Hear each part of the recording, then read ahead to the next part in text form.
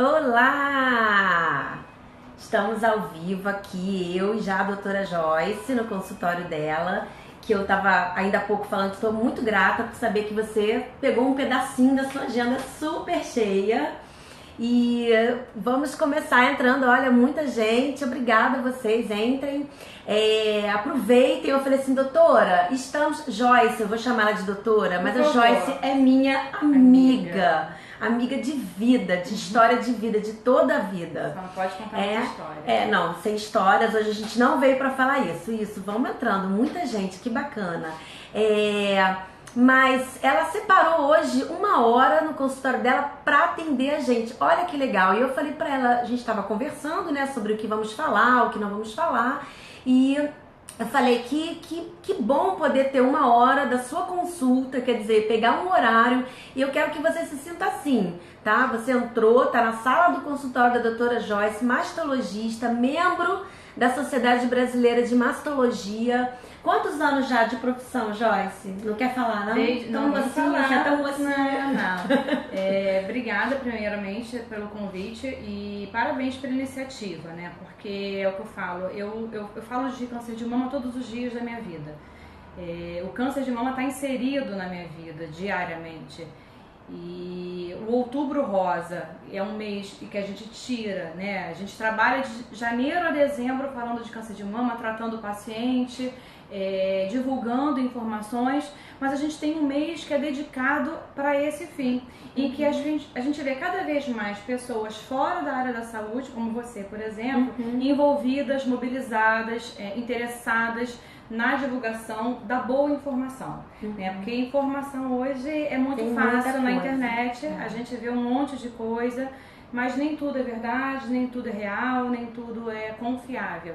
Então, para mim é um prazer poder estar aqui tentando dividir um pouquinho do meu conhecimento, da minha experiência enquanto mastologista, cirurgiã, sobre o câncer de mama. Então, é isso que eu tô querendo aproveitar. Mas respondendo a sua pergunta, eu já sou mastologista já desde 2002. Eu comecei a minha formação em cirurgia oncológica em 2002, me formei em 2005 e desde então eu venho trabalhando como mastologista. E é isso, eu quero que você aproveite esse tempo para entrar nesse consultório, né, de uma mastologista e perguntar, que é uma pessoa que é engajada, que todo ano faz a campanha, que participa de um monte de evento bacana aqui no Rio de Janeiro, né? Hoje é o primeiro evento que você está fazendo online. Estamos abrindo o mês de outubro. Abrindo o mês de outubro para todo mundo. Eu trouxe alguns números aqui antes de a gente começar a falar, e a doutora Joyce me autorizou a falar. E para vocês terem uma ideia, a gente só fazer assim uma colocação do que é o câncer de mama, porque como ela falou, tem muita informação, mas tem informações como, por exemplo, ele é o mais comum entre mulheres no mundo. Ele perde para o câncer de pele, que você falou, não melanoma. Então o câncer de mama é o tipo mais frequente, né, o tipo mais comum entre as mulheres. Ele perde apenas pro câncer de pele do tipo não melanoma, né, que é extremamente comum, que está relacionado à exposição solar, enfim. E é o câncer que mais mata as mulheres atualmente em todo o mundo também, né? Então, segundo os dados do INCA para 2016, a gente teve uma estatística em torno de 57 mil novos casos de câncer de mama, o que significa que entre a cada 100 mil mulheres, 57 vão ter câncer de mama.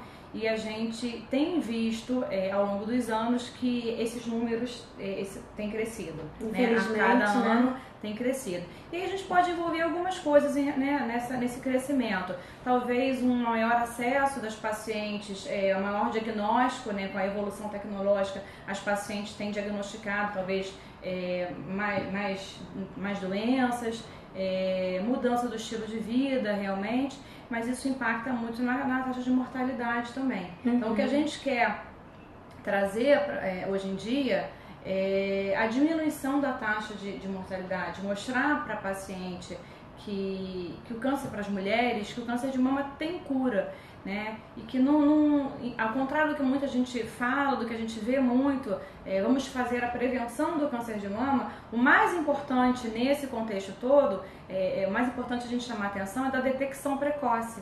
O que a gente precisa é ter em mente que um bom rastreamento, que o rastreamento mamário, ele é extremamente importante para que a doença seja detectada de uma forma precoce, inicial, que aí sim a gente tem uma associação, uma relação muito mais direta com a cura. Isso. A gente consegue ter chances de cura de mais de 90%. No caso, esse rastreamento é justamente quando eu vier procurar um mastologista, a gente inicia, né, um trabalho. O rastreamento mamário, ele consiste na execução, na consulta com o mastologista, né?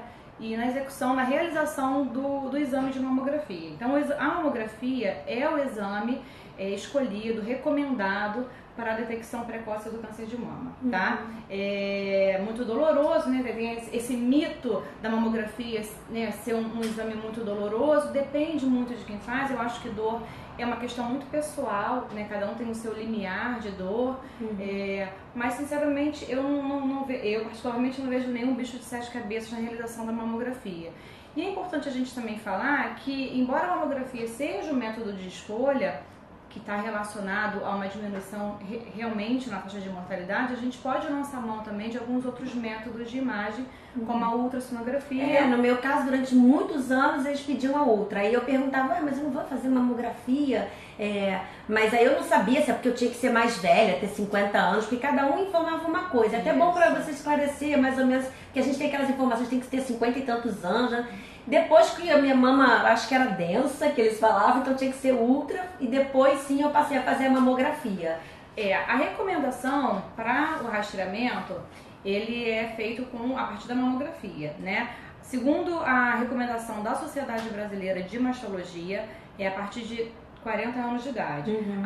O Ministério da Saúde, ele preconiza a realização da mamografia entre mulheres de 50 a 69 anos, mas a maioria dos mastologistas atualmente seguem a recomendação da Sociedade Brasileira de Mastologia, que preconiza e que recomenda a realização da mamografia a partir dos 50 anos. A questão da mama densa, que é extremamente importante. O que é uma mama densa? Então, porque a gente fala assim, né? Mas talvez eles não saibam. É muito confuso, porque às vezes eu tenho pacientes que chegam aqui e falam: minha mama é muito densa, tem muita gordura. E é justamente o contrário, né? A mama densa é uma mama que tem um predomínio de tecido glandular mamário, que é o tecido. Tirando ver se é grande, se é pequenininha, não. Pode ser pequenininha e densa. Pode ser muito pequenininha e muito densa. Pode ser enorme e ser gordurosa, adiposa.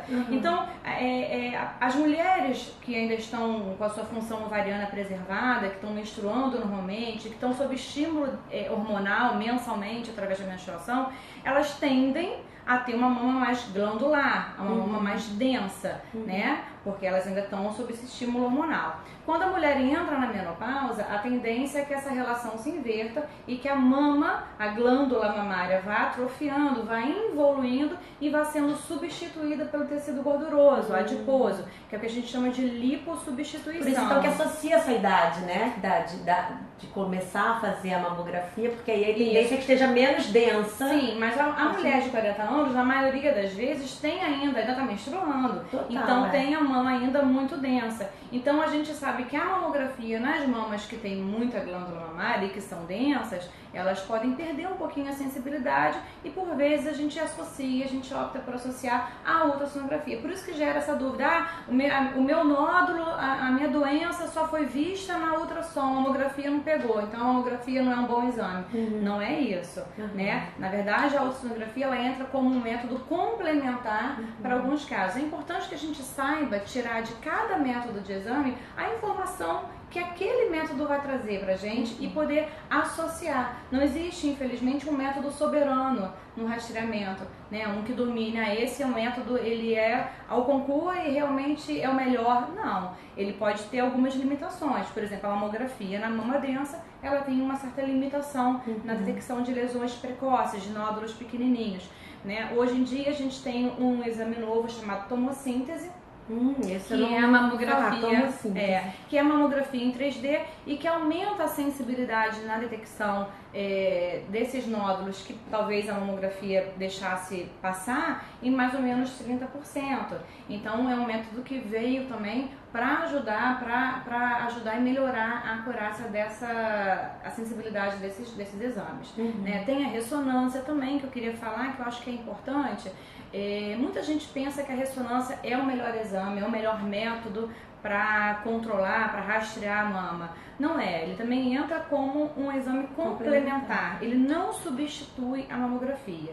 Né? Então, muito importante que fique pra gente aqui de informação, a mamografia é o método recomendado e cada caso, cada mulher, cada arquitetura da mama vai definir se aquele caso precisa de um exame complementar nesse rastreamento. Agora, interessante falar um pouco, como você está falando de método de rastreamento, a questão do autoexame.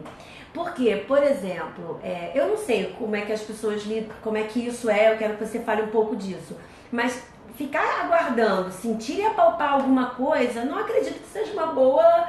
Porque se eu não sinto nada, como tem pessoas que não sentem nada, não apalpam, não dá pra sentir. Eu acho. Como é que você acha essa questão do autoexame? O autoexame, ele há muitos anos atrás, ele foi até uma campanha, né? Faça o seu autoexame, o autoexame na detecção, na prevenção do câncer de mama.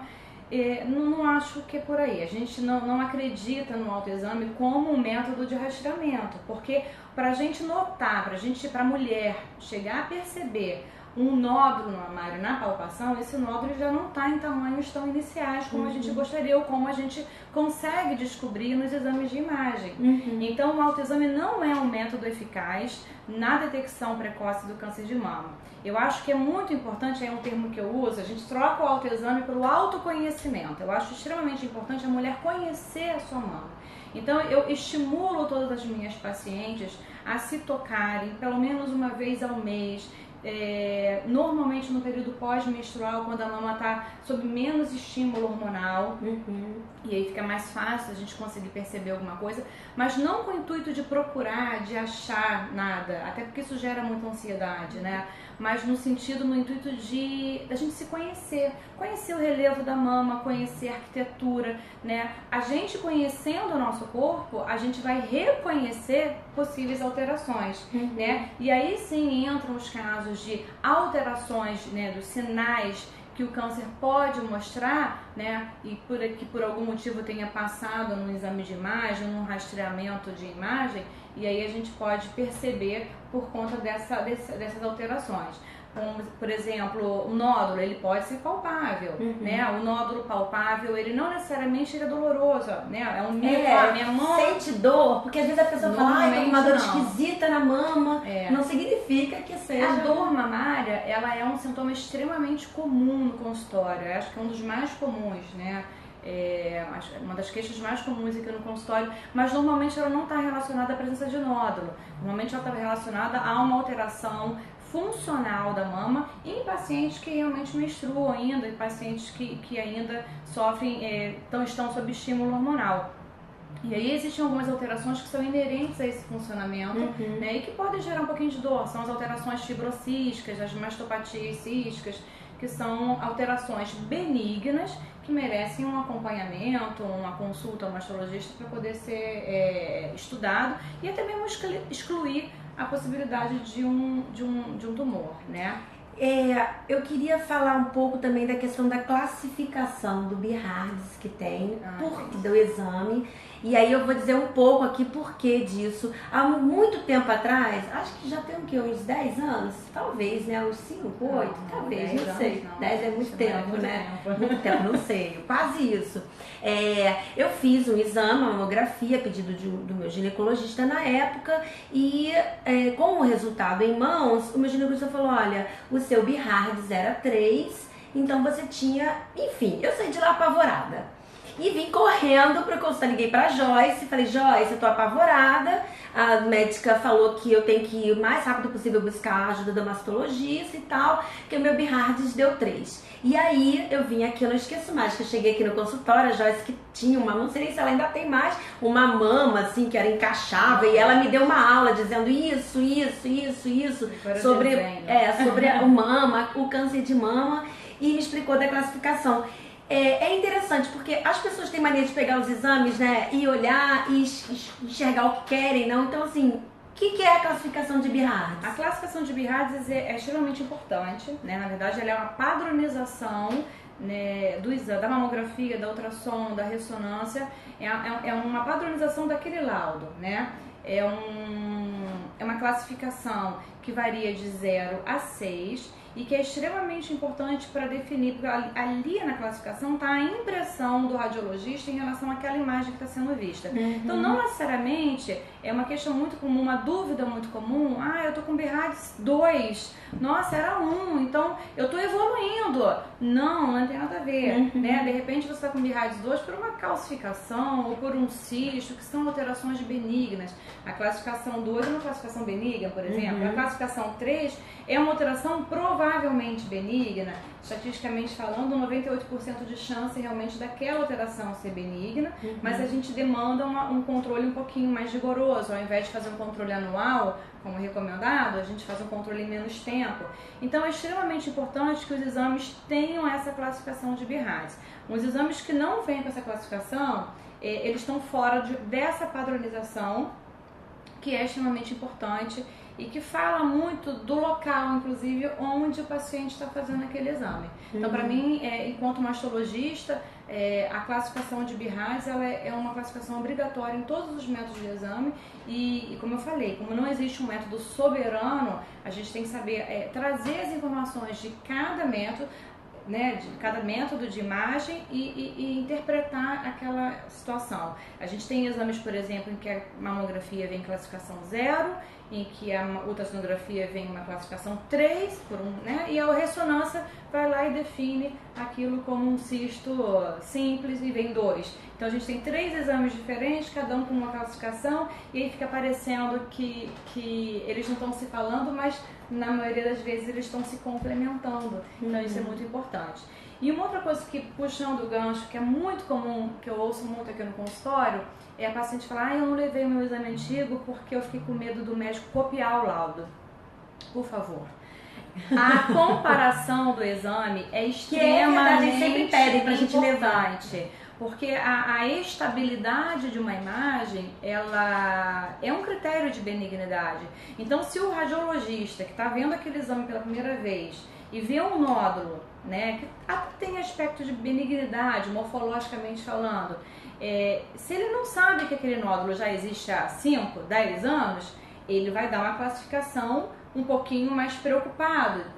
Repete esse exame em 6 meses. Mas se ele sabe que aquele nódulo é o mesmo que os exames de 2 anos, 3 anos atrás já mostravam, ele vai saber que aquela imagem é uma imagem que está estável e que, portanto, é uma imagem benigna. Então, ele dá a classificação de Bierhardt da forma correta. E aí, quanto tempo eu tenho que guardar meu exame?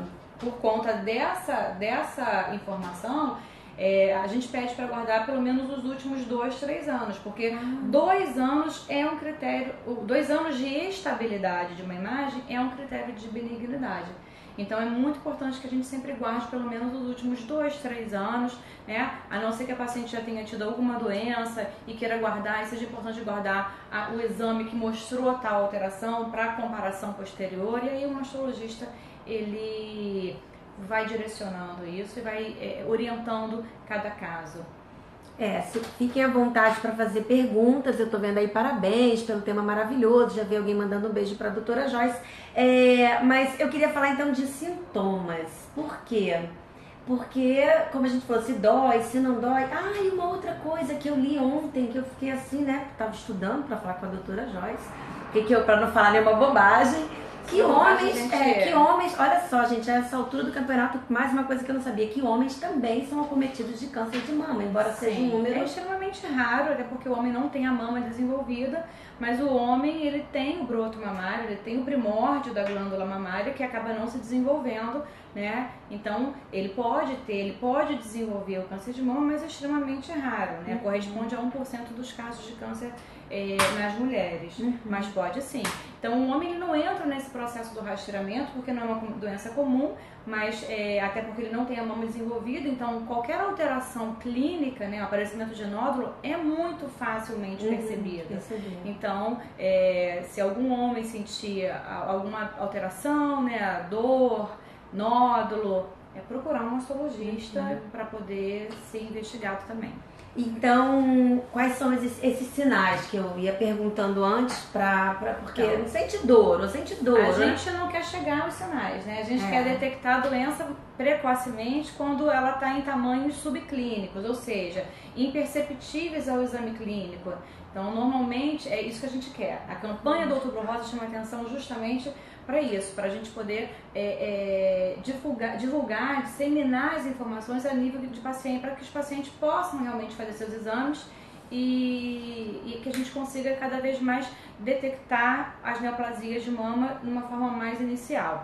Mas a gente ainda assim vê muitos casos em que a paciente sente nódulos, né? É muito comum o aparecimento de nódulos. Às vezes o nódulo ele não é tão bem delimitado, tão bem palpável, né? É um nódulozinho certinho. Às vezes a gente não consegue perceber dessa forma, sim um espessamento de uma área da mama. Às vezes a gente tem uma associação com a pele que recobre a mama, pode ter um abaulamento, pode ter uma retração, um aspecto de casca de laranja, para os casos um pouquinho mais avançados.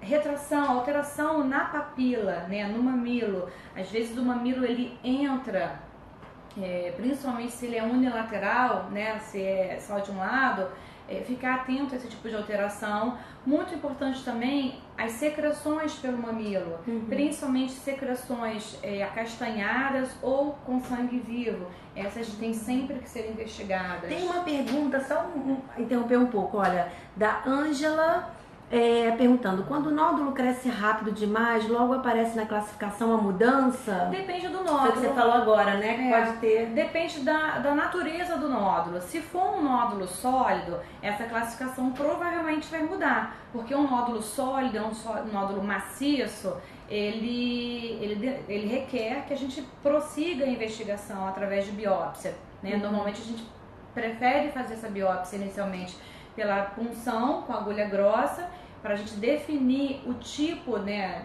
a natureza da lesão, se é uma lesão benigna ou não, e estabelecer um tratamento num único ato cirúrgico, anestésico, se for o caso. Se for um nódulo cístico, né, que é um nódulo que a gente chama de líquido, né, nódulo de água ou de leite, como preferir, é um nódulo de líquido, esse nódulo, que é o cisto, ele é sempre benigno, né, então é a alteração funcional benigna das mamas, que foi muito conhecido antigamente como displasia mamária. Displasia, é verdade. Hoje a gente chama mais, o termo usado é a alteração funcional benigna da mama. Respondido, Ângela. Bom, eu queria falar um pouco das causas e os fatores associados, né? Também existe alguma... Como é que a gente faz para... Infelizmente a gente não tem uma causa específica para o câncer de mama, né? Para o câncer em geral, também para o câncer de mama. A gente reconhece alguns fatores, talvez predisponentes, né? Pacientes que menstruam muito cedo, menarca muito precoce e com uma menopausa mais tardia. São pacientes que ficam muito tempo expostas ao estímulo hormonal. Pacientes que têm a primeira gestação, o primeiro filho acima de 35 anos, que postergam muito a gestação. Obesidade, extremamente importante, né? A gente sabe que as pacientes que estão acima do peso tem esse fator predisponente, o tabagismo, o alcoolismo. Então são todos fatores que estão arrolados como fatores predisponentes, mas se a gente pegar não tem um fator que determine, né? Exceto quando a gente tem uma história na família, né? Quando a gente tem uma mutação genética naquela família e essa mutação está relacionada a um aumento dos casos do câncer de mama. Mas o câncer de mama, que é chamado hereditário, que é justamente esse que tem uma mutação genética, ele é a minoria dos casos, né? Ele representa em torno de 15% de todos os casos de câncer de mama. Ou seja, 85% dos casos de casos diversos. São casos esporádicos, sem essa relação familiar. Então, assim, não existe uma prevenção. Existe, sim, o cuidado, né, que a gente tem que ter, que a gente deve ter. Por isso que existe o rastreamento para o câncer de mama, justamente por conta desse número crescente, dessa alta incidência. E ficar atento aos sinais e sintomas subclínicos ainda, as alterações mamárias radiológicas subclínicas, que são a detecção precoce. Isso é muito importante pra gente. Uhum. A Angela está perguntando se quando se teve um tumor filoides, Filoides. E este foi retirado, pode voltar? O tumor filoides, ele é um tumor, na maioria das vezes, benigno. Só 10% dos casos tem uma taxa de malignidade. Mas é um tumor extremamente, na maioria das vezes, extremamente agressivo, localmente falando. É um tumor que cresce muito rápido, tá? Na maioria das vezes, não todos os casos. Então ele cresce às vezes de uma forma assim muito rápida, muito mesmo, às vezes em um mês você triplica o tamanho de um tumor. E é uma cirurgia que a gente tem que operar com uma certa rapidez para a gente poder tentar preservar, inclusive, a anatomia da mama, a forma, o volume da mama. É importante que esse tumor seja retirado com uma margem de segurança, mas sim, pode voltar. Então, se a gente tira com uma margem de segurança, a chance dele voltar é menor. Mas a gente pode ter um outro câncer, mas não necessariamente quem tirou vai ter um novo tumor filoide, entendeu? E manter o controle sempre, Ângela. Isso. E aí eu acho que mais ainda tem que rastrear, né? Porque, engraçado, eu não sei se faz sentido, mas eu acho que a gente deveria ter na campanha cada vez mais falar do rastreamento. Porque nós mulheres, a gente fica com muito na cabeça da coisa do como é que se fala? Do autoexame. Do autoexame. Infelizmente E a gente não tem a cultura, né? A não ser quem tenha, por exemplo, eu tenho um caso, que tem você que é minha amiga, de ir ao mastologista para fazer o rastreamento. Eu acho que isso está mudando. Eu acho que o Outubro Rosa traz à tona justamente essa questão do rastreamento da mama, do acesso à mamografia, do acesso ao mastologista, né? O mastologista como o especialista no cuidado da mama. Né? Não é o mastologista como o operador do câncer de mama, o cirurgião do câncer de mama. É o mastologista que vai fazer todo o rastreamento. Então, o que a gente vê muitas vezes é paciente às vezes chegando aqui chorando porque a ginecologista encaminhou ela para mim. Então ela chega chorando porque ela já acredita que tá com alguma coisa, porque se ela veio encaminhada para o ginecologista, e na verdade esse movimento não deveria ser assim. O movimento deveria ser o paciente a partir dos 40 anos procurar espontaneamente um mastologista para que o mastologista dê início a esse cuidado, a esse rastreamento. É óbvio, nada impede de o ginecologista pedir os exames, até porque tem muitos ginecologistas que também têm a formação de mastologia, né? Também se especializou na área. Então, eu acho que só vem agregar. Mas a ideia de que o mastologista está ali só para cuidar do câncer de mama está errada. A gente está aqui para justamente fazer esse rastreamento, o cuidado da mama. Vamos só mais algumas perguntinhas. A Lorraine, a partir de quantos anos devemos começar a fazer a mamografia? Ela já falou, mas fala a partir dos 40 anos. 40 Segundo anos. a Sociedade Brasileira de Mastologia, a recomendação é a partir dos 40 anos. Mas sem procurar um mastologista, porque, como a gente falou no início, a consistência da mama, a anatomia, a arquitetura da mama muda de mulher para mulher, e isso tem que ser valorizado, isso tem que ser individualizado. Né? Mais do que nunca hoje a gente tem que ter uma individualização para cada pessoa, para cada caso. O câncer de mama é um câncer que a gente fala, câncer de mama é uma palavra singular, né? O câncer de mama. Mas é uma doença tão plural na sua forma de apresentação, de evolução, de tipos, de modalidades de tratamento, que a gente tem tantas opções, tantas variáveis que são associadas, tantas características que a gente vai investigar e que a gente vai valorizar, que fazem com que essa doença tenha um leque de opções, não só de apresentação, de manifestação, de evolução e de tratamento. Então, é extremamente importante que, embora a gente saiba que, embora tenham protocolos a serem seguidos, não existe receita de bolo. Então, o que é para uma mulher não vai ser para outra, que não vai ser para a terceira e por aí vai. Então, a individualização do tratamento é extremamente importante. Certo. Quando se tira o tumor, ocorre uma retração do tecido mamário. Volta ao normal o tamanho da mama? Aí eu não sei, teria que dar uma... Depende de cada caso, depende da mama, depende da arquitetura, depende se ela é uma mama mais adiposa, se ela é mais glandular, depende do volume que foi retirado, depende das técnicas utilizadas para o fechamento, então depende. Qual o exame mais eficaz para a identificação do tumor? Então, a gente falou ultrassom de mama ou a mamografia. Então, a doutora já falou isso, mas vamos... A mamografia é o método mais recomendado na detecção precoce, a taxa, é o método que efetivamente mostrou que está associado a uma redução da taxa de mortalidade, mas a gente tem que lembrar que ele tem algumas limitações e que a gente pode e deve sim associar outros métodos complementares, né? O médico certamente vai saber o que vai pedir, dependendo na dependência da natureza, da forma daquela mama. Vamos ver mais um. A Ju falando parabéns pela aula, né? Oi, Ju, um beijo pra Laura. Bom se todos tivessem acesso a essa informação, é verdade. Bom, assim, o que eu posso fazer é trazer a doutora Joyce aqui, depois a gente vai colocar isso lá na minha página do Facebook, depois no canal do YouTube vai ficar essa live, compartilhem. Muitas dúvidas, a gente pode receber essas perguntas, depois responder com calma. Isso, aí é só colocar lá, eu encaminho, eu vou passando o que puder e o que a doutora puder, e também podem vir aqui no consultório dela, depois eu vou passar direitinho.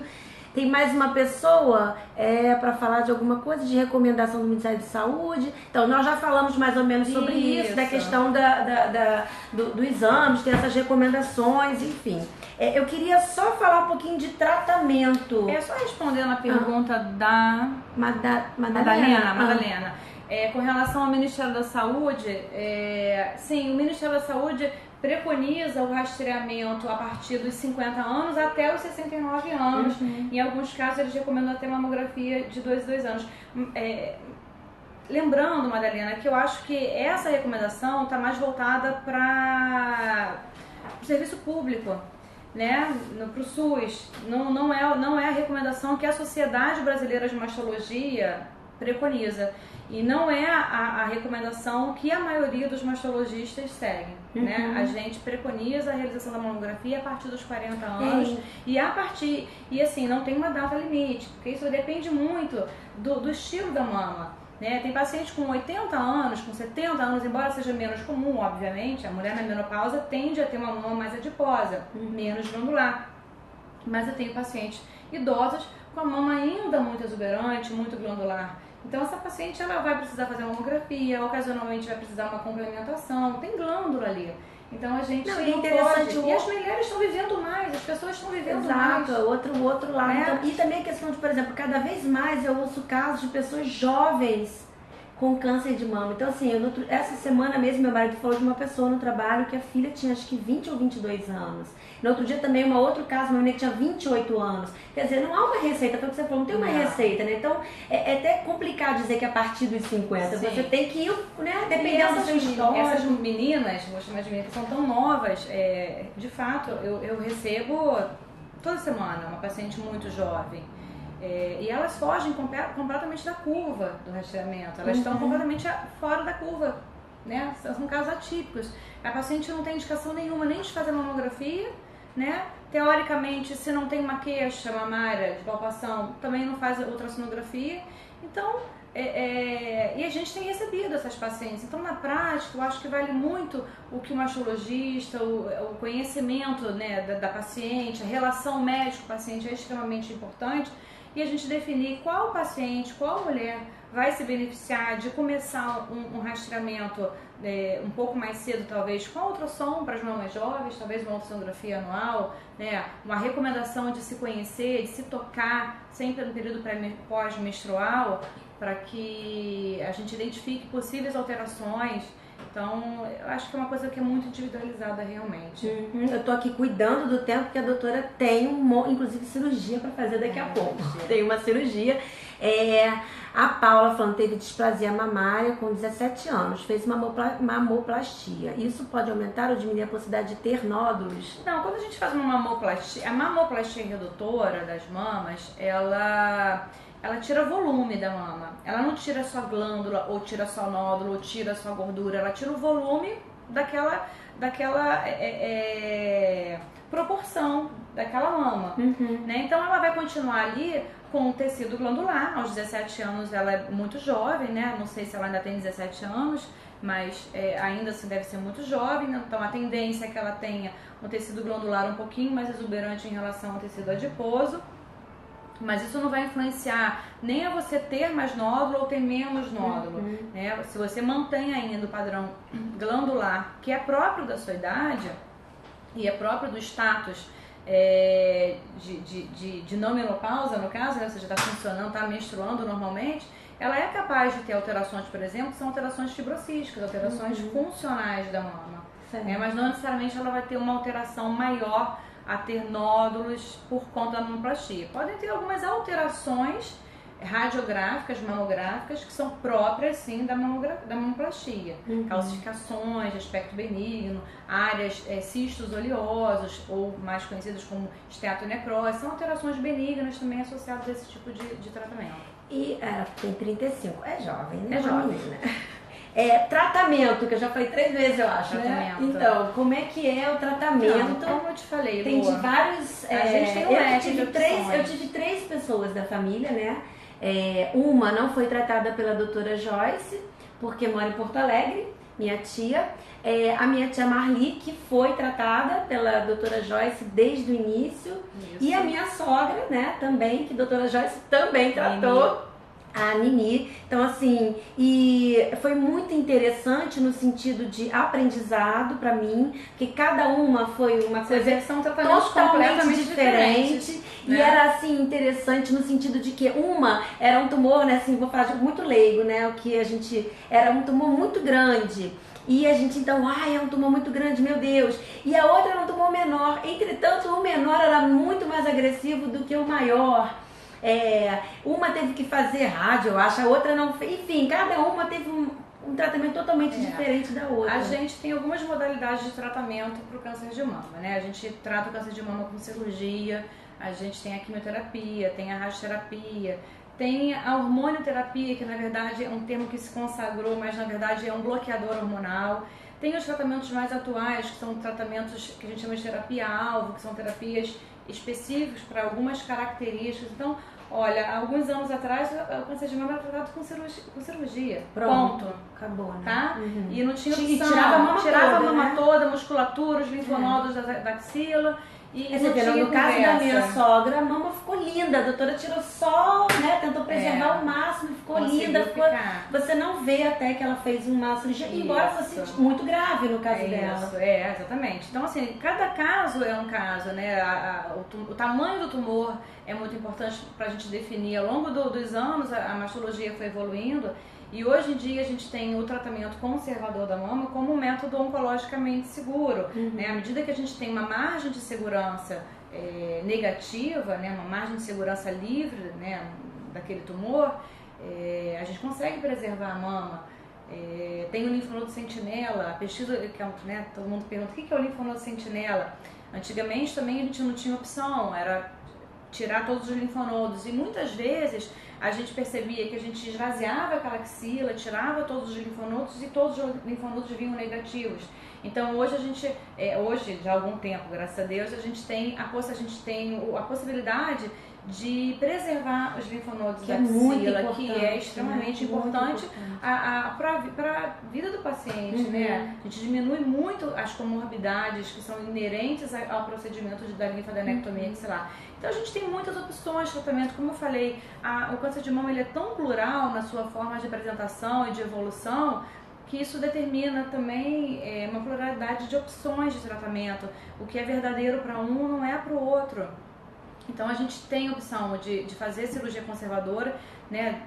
Depende de cada caso, obviamente, depende do tamanho do tumor, depende do tipo histológico também do tumor. Às vezes a gente tem um tumor extremamente inicial, mas que é um pouquinho mais espalhado, acomete mais áreas da mama. Então, ao mesmo tempo que a gente parece paradoxal, ao mesmo tempo que a gente tem um tumor muito inicial, ele vai ter que fazer uma mastectomia porque ele está espalhadinho na mama. Então, cada caso é um caso. Então, fica, assim, essa informação um pouco por alto, porque fica difícil a gente determinar, né? Foi o que você falou da individualidade, né? Tratar cada caso exatamente. Como um caso. Mas tem a cirurgia, né? E mesmo para os casos da mastectomia, eu acho importante falar, a gente tem a opção da reconstrução da mama, que também vai depender do estadiamento, de cada caso. Tem mulheres que que tem indicação de fazer reconstrução imediatamente, né, a retirada da mama. Tem outras em que o prognóstico é um pouquinho mais reservado, que não está no momento, né, está fazendo quimioterapia antes para depois operar, ainda vai fazer uma radioterapia, então a gente posterga um pouquinho a reconstrução, mas ainda hoje a mastologia está evoluindo muito e tem novos métodos cirúrgicos aí chegando, novas drogas, novas opções, novos protocolos. Eu tenho uma pergunta, eu juro que a gente já vai terminar, tem uma da Paula, mas deixa eu fazer a minha, já fala, o uso de hormônio aumenta as possibilidades de câncer, então? Então, deixa eu só falar porque isso é muito importante. A pílula anticoncepcional, os estudos que tentaram relacionar o uso da pílula ao câncer de mama, eles falharam, não conseguiu estabelecer essa relação. Mas a terapia de reposição hormonal, sim. Então, isso já está bem estabelecido que o uso de hormônios sintéticos e mesmo a tibolona, que é por muitos considerado como se fosse um fitoterápico, esses hormônios não devem ser usados, ou não que não devem ser usados, ou devem ser usados com parcimônia, digamos assim. Com acompanhamento médico. Exatamente. E mais uma vez, individualizar cada caso, né? Saber por que o paciente está usando aquela medicação. Não é receita de bolo, entrou na menopausa, vai fazer a reposição hormonal. Aquela mulher está sentindo falta daquele hormônio, quais são os sintomas que ela está apresentando, ela vai ter um benefício maior do que o risco, tem casos de câncer de mama na família, então tudo isso tem que ser avaliado, né? Entrou na menopausa, tem que tomar hormônio, porque senão minha pele vai ficar feia, senão eu vou ficar mal-humorada. Existem tratamentos mais sintomáticos e mais direcionados para cada sintoma associado à menopausa que pode sim melhorar aquilo. Tem pacientes que não tem jeito e que a menopausa vem destruindo a qualidade de vida, então aquela mulher vai sim ter um benefício de usar hormônio, não vai ter jeito. Então, mais uma vez, individualizar cada caso e tentar fazer a menor dose possível para deixar aquela paciente confortável. Bom, a minha pergunta é simples. Muita gente usando silicone. Acho que 90% das pessoas que eu cuido, das minhas amigas, das pessoas com quem a gente convive. Tem a ver, não tem a ver? Dificulta você perceber alguma coisa? Eu ouço ainda muita paciente falando que vai botar silicone, que botou silicone e que não pode mais fazer mamografia, né? Que vai fazer só a ressonância. Não, pode fazer mamografia, deve fazer mamografia. O silicone, a prótese de silicone, ela fica entre a musculatura e a glândula mamária. Então, a mulher pode e deve fazer mamografia. Existem incidências adicionais que são feitas na hora da mamografia que excluem a prótese e fica só a parte da mama. E se a gente tiver em algum momento alguma dificuldade, alguma dúvida, é aquela coisa do exame complementar. A gente vai trazer a ultrassonografia, vai trazer a ressonância com o exame complementar para cada caso, mas tem que fazer a mamografia. Então, viu, gente? Não adianta dizer que tem silicone, não tem nada a ver, tá? Bom, vamos terminar. Tem mais uma aqui, ó. Parabéns, o Orlando, falando pela excelente explicação sobre a menopausa. Menopausa que a gente também quase fala. Olha aí, Elini, obrigada, doutora Joyce, pelo que me deram. Obrigada Beijo, a você por ter aí, ó, resistido a essa doença, né? E de uma forma bem firme, um exemplo pra gente. É isso, então. Chegou no finalzinho, mas como é que tá? Eu botei aqui, você vai dar uma palestra. Como é que tá seu Outubro Rosa, doutora? O outubro tá começando, né? Graças a Deus tá só começando. E como eu falei, esse mês é um mês que traz pra gente à tona, né? Tanta informação, todo mundo de rosa, laço rosa. Mas, de fato, para mim, o câncer de mama é de janeiro a dezembro.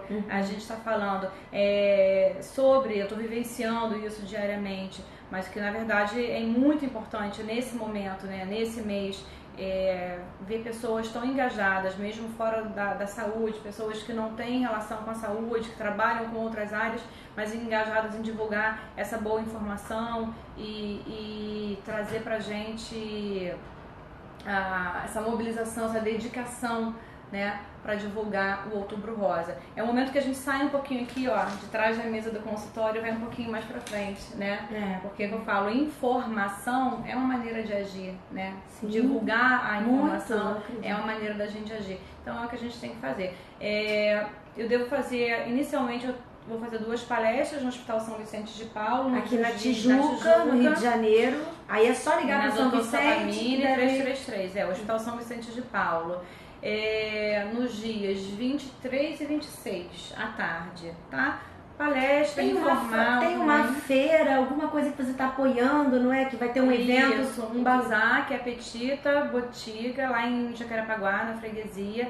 É um bazar do bem, que as pessoas vão vender produtos, obviamente, né? Mas mais que vender produtos, vão se encontrar e emanar uma energia muito boa.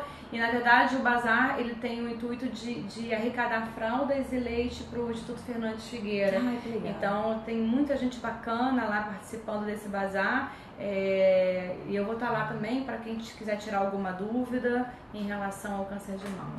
E se eu quiser te achar, se eu for do Rio de Janeiro, tem como passar o telefone, como é? Consultório 2254-8987, 3495-8987 e no Hospital São Vicente de Paulo, na Tijuca, 2563-2121. Joyce Ribeiro. Joyce, obrigada. Eu que agradeço.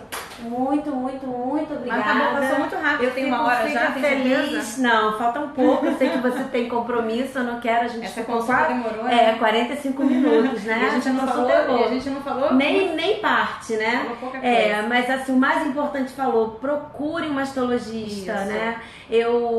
Isso tem que fazer parte da nossa rotina, tá? Assim como a gente sabe que tem que ir ao ginecologista a cada 6 meses, vá, né? E até assim, eu que tenho 2 meninas, eu fico pensando muito nisso, a respeito de que momento eu vou procurar a doutora Joyce, né? E eu acho que todo mundo deve refletir sobre isso, aproveitar o Outubro Rosa e ir lá e fazer seus exames, buscar um mastologista e dar uma olhadinha para ver se tá tudo certo, porque tomara que sim, vai estar. Isso tá aí, certo? tá? Um beijo, obrigada a vocês. Olha, obrigada Lorraine, super recomendo, ajuda também. Você tem muitas pacientes aqui na doutora, excelente médica, sua parceira, que bom. É isso, gente. Vou ficar então por aqui. Obrigada. Vou liberar a doutora para a cirurgia dela. Mais uma vez pelo seu engajamento em relação a esse tema que é tão importante. E eu estou à disposição, se a gente precisar conversar mais, eu acho que a energia é essa mesmo. Que bom, que bom. Um beijo. Obrigada, um beijo a todos. Para vocês, obrigada boa semana. companhia. Tchau, tchau. Vamos encerrar.